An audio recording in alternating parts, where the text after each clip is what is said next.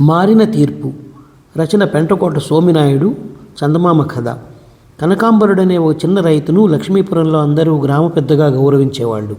నిజానికి ఆయనకు ఎలాంటి అధికారం లేకపోయినా, ప్రజలు తమకు పరిష్కారం దొరకని సమస్య ఎదురైనా, లేక తమలో తమకు ఎలాంటి తగవులు వచ్చినా సలహా కోసం ఆయన దగ్గరకు వస్తూ ఉండేవాళ్ళు.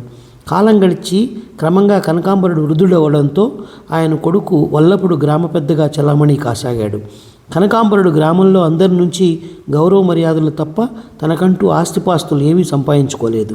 వల్లపుడు తనకు తండ్రి నుంచి సంక్రమించిన 2 ఎకరాల భూమిని సొంతంగా కష్టపడి సాగు చేసుకుంటూ జీవించసాగాడు.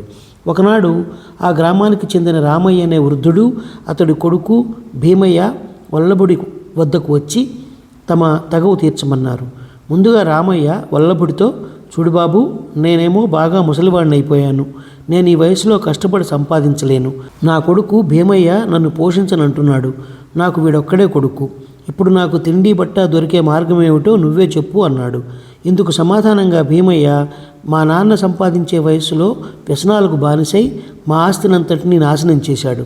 అందుచేత ఇప్పుడు నేను కేవలం నా రెక్కల కష్టం మీద బతకవలసి వచ్చింది. ఇలాంటి స్థితిలో నా తండ్రిని పోషించే భారం నేను ఎలా మోయగలనో మీరే చెప్పండి అన్నాడు. ఇద్దరి వాదన విన్న వల్లపుడు కొంచెంసేపు ఆలోచించి, రామయ్య, నీ కొడుకు భీమయ్య సంపాదించేది అతడి పొట్ట గడిచేందుకే సరిపోతుంది. ఆ స్థితిలో నిన్నెలా పోషించగలడు? అందువల్ల నీ పోషణ భారం భీమయ్య శక్తికి మించిన పని అని భీమయ్య పక్షాన తీర్పు చెప్పాడు. కొన్నాళ్లకు వల్లభుడి తండ్రి కనకాంబరుడు చనిపోయాడు. వల్లభుడికి ఒక కొడుకు పుట్టాడు. వాడికి జగపతి అని పేరు పెట్టి వల్లభుడు అల్లారుముద్దుగా పెంచసాగాడు. ఒక రోజున అతడి వద్దకు సూరయ్య అనే వృద్ధుడు, వాడి కొడుకు వీరయ్య వచ్చారు. సూరయ్య వల్లభుడితో, బాబు, నాకు వీరయ్య ఒక్కడే కొడుకు. వాడిని కష్టపడి పెంచి పెద్ద చేశాను. కానీ వాడు వృద్ధాప్యంలోకి అడుగుపెట్టిన నన్ను పోషించనంటున్నాడు. ఇప్పుడు నాకు భిక్షాటం తప్ప మరో మార్గం లేదు అన్నాడు దీనంగా. దానికి సమాధానంగా వీరయ్య వల్లభుడితో, అయ్యా, నా తండ్రి నన్ను పెంచి పెద్దవాణ్ణి చేశాడు, కాదనను. కానీ ఆ మధ్య నాకు పెళ్ళయింది, పిల్లలు పుట్టారు. ఇప్పుడు నేను అదనంగా మరొక మనిషిని పోషించే స్థితిలో లేను అన్నాడు. వెంటనే వల్లభుడు వీరయ్యతో, తండ్రిని పోషించవలసిన బాధ్యత కొడుకుది. అందుచేత నిన్ను పెంచి పెద్ద చేసిన నీ తండ్రి రుణం తీర్చుకోవాలంటే నీ తండ్రిని జీవితాంతం నువ్వు పోషించి తీరాలి. ఇక నీ భార్య పిల్లలు ఆర్థిక పరిస్థితి అంటావా, దానికి ఎవరు చేయగలిగింది ఏమీ లేదు. నువ్వు తాగే కలో గంజో నీ తండ్రికి పోయి అన్నాడు. ఆ గ్రామంలో భూషయ్య, శేషయ్య అనే వృద్ధులిద్దరున్నారు. వాళ్ళు కనకాంబరుడికి బంధువులు. వాళ్ళు ఒకనాటి సాయంకాలం చెరువు గట్టును కూర్చుని పిచ్చాపాటి మాట్లాడుకుంటున్న సమయంలో భూషయ్య శేషయ్యతో, శేషయ్య, ఈ మధ్య తగ్గుపడి తన దగ్గరకు వచ్చే వాళ్లకు వల్లభుడిచ్చే సలహాలు తీర్పులు చూస్తుంటే వాడేమైనా తిక్క మనిషి అనిపిస్తున్నది. వాడి తండ్రి కనకాంబరుడు ఎంత న్యాయంగా, చాకచక్యంగా సమస్యలకు పరిష్కారం చెప్పేవాడు అన్నాడు. వల్లభుడు, తిక్క మనిషి ఏమో అన్న అనుమానం నీకెందుకు కలిగింది? వాడిచ్చే తీర్పుల్లో నీకు నచ్చనివేమిటి అని అడిగాడు శేషయ్య.